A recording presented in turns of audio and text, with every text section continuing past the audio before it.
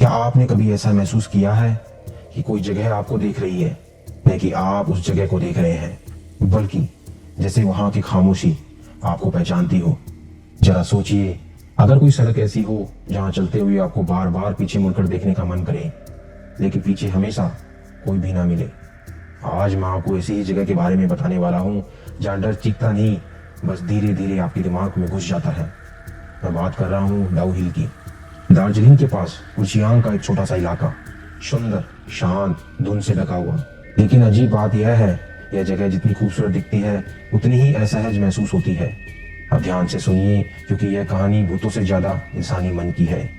आपने नोटिस किया होगा, कुछ जगहें पहली नजर में ही अजीब लगती हैं। कोई कारण नहीं होता, कोई खतरा नहीं होता, फिर भी मन कहता है यहाँ ज्यादा देर मत रुको। क्यों? क्या हमारा दिमाग खतरे को पहले पहचान लेता है, या कुछ जगहों में सचमुच अतीत बचा रह जाता है? डाउ हिल उन्हीं जगहों में से एक है। दिन में बच्चे स्कूल जाते हैं, पेड़ों से हवा टकराती है और सब सामान्य लगता है। लेकिन जैसे ही शाम उतरती है, यहाँ का सन्नाटा बदल जाता है और यहीं से कहानी शुरू होती है। ब्रिटिश काल में यह इलाका शिक्षा और प्रशासन का केंद्र था। यहाँ बना विक्टोरिया बॉयज स्कूल, ऊंचे देवदार के पेड़, धुंध में छिपी इमारत और बच्चों की आवाजों से भरा परिसर। लेकिन इतिहास हमेशा खुशियों को याद नहीं रखता, वह घटनाओं को याद रखता है। और डाउ हिल का इतिहास धीरे धीरे सामान्य होने लगा। कहा जाता है कई दशकों पहले यहाँ कुछ ऐसी घटनाएं हुई जिनका कोई स्पष्ट रिकॉर्ड नहीं मिला, बस कहानियां बची। और कभी कभी कहानियां सच से ज्यादा देर तक जीवित रहती है। अब जरा कल्पना कीजिए, घना जंगल, इतना घना कि धूप भी पूरी तरह जमीन तक नहीं पहुंचती। पेड़ों के बीच एक रास्ता है जिसे लोग डेथ रोड कहते हैं। नाम सुनकर ही अजीब लगता है ना? लेकिन असली डर नाम में नहीं, उस अनुभव में है जो लोग वहां महसूस करते हैं। कई स्थानीय लोगों ने कहा, चलते समय ऐसा लगता है जैसे कोई पीछे चल रहा हो। कदमों की हल्की गूंज, रुकिए तो आवाज रुक जाती है, चलिए तो फिर सो।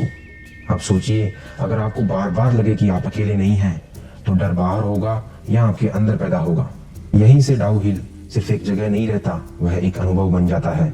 सबसे ज्यादा चर्चा जिस कहानी की होती है वह है बिना सिर वाले लड़के की। 12 साल का एक ब्रिटिश छात्र जो अचानक गायब हो गया। उस घने जंगल में सिर्फ उसकी टोपी मिली, वो हमेशा के लिए लापता हो गया। कहा जाता है जंगल के रास्ते पर कई लोगों ने एक आकृति देखी जो अचानक दिखाई देती है और फिर पेड़ों के बीच गायब हो जाती है। किसी ने उसे साफ नहीं देखा, बस एहसास हुआ, और शायद यही सबसे डरावना हिस्सा है। हम इस पर चीजों से नहीं डरते, हम अधूरी चीजों से डरते हैं। कुछ लोगों ने कहा जंगल में अचानक तापमान गिर जाता है, हवा रुक जाती है, पक्षियों की आवाज बंद हो जाती है, और उस पल ऐसा लगता है जैसे पूरा जंगल सांस रोक कर खड़ा हो। जरा सोचिए, जब प्रकृति खुद शांत हो जाए तो इंसान का मन क्या महसूस करेगा।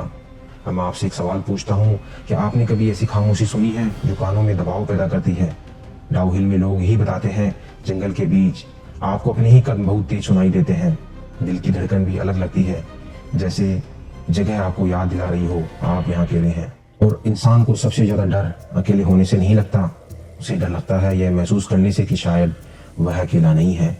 यहीं से डर धीरे धीरे मन में घर बनाता है। सर्दियों में स्कूल बंद हो जाता है, पूरा इलाका लगभग खाली, लंबे गलियारे, बंद खिड़कियां, पुरानी लकड़ी की गंध और बाहर लगातार बहती हवा। अगर आप वहां खड़े हो तो हर छोटी आवाज अर्थ देने लगती है। लकड़ी का हल्का कंपन जैसे कोई कदम, हवा का झोंका जैसे फुसफुसाहट। क्या सच में कुछ होता है, या हमारा दिमाग खालीपन को सहन नहीं कर पाता? स्थानीय गार्ड्स और निवासियों ने बताया, रात में कई बार ऐसा लगता है जैसे कोई पास से गुजरा हो, लेकिन दिखता कोई नहीं। कुछ लोगों ने कहा पीछे देखने की इच्छा इतनी मजबूत होती है कि खुद पर नियंत्रण करना मुश्किल हो जाता है। अब सोचिए, अगर आपका दिमाग आपको बार बार चेतावनी दे लेकिन कारण न बताए, तो डर कितना गहरा होगा, क्योंकि अनजान खतरा दिखने वाले खतरे से ज्यादा शक्तिशाली होता है। अब जरा गहराई से सोचिए, हमारा दिमाग सर्वाइवल के लिए बना है। वह हर अंधेरे में संभावना ढूंढता है। जहाँ जानकारी कम होती है वहाँ कल्पना काम शुरू कर देती है। धुंध, अधूरी रोशनी, अकेलापन, और ये सब मिलकर दिमाग को संकेत देते हैं, सावधान रहो। तो क्या डाउ हिल का डर अलौकिक है, या यह हमारे दिमाग का सबसे पुराना सुरक्षा तंत्र है? लेकिन फिर सवाल आता है, क्यों कुछ जगहें वाकई से ज्यादा असर करती है? शायद इसलिए क्योंकि वहां इतिहास और कल्पना एक साथ मौजूद होते हैं। अब एक पल रुकिए, अगर किसी जगह पर वर्षों तक डर, अकेलापन और अनजानी घटनाएं जुड़ती रहें, तो क्या वह जगह सिर्फ जमीन रहती है या वह एक भावना बन जाती है? डाउ हिल शायद भूतिया इसलिए नहीं है, बल्कि इसलिए कि वहां जाने वाला हर इंसान अपना डर वहां छोड़ आता है।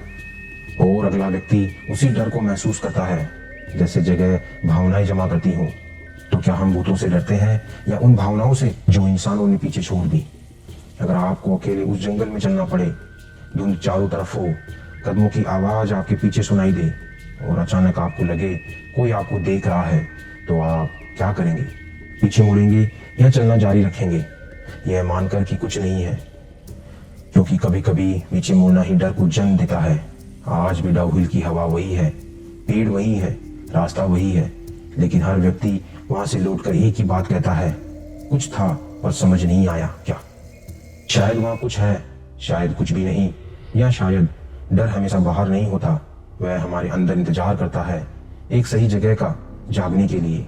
वहां की लकड़ी के फर्श पर कदमों की गूंज सुनाई देने के दावे सामने आते हैं, जैसे टक टक टक।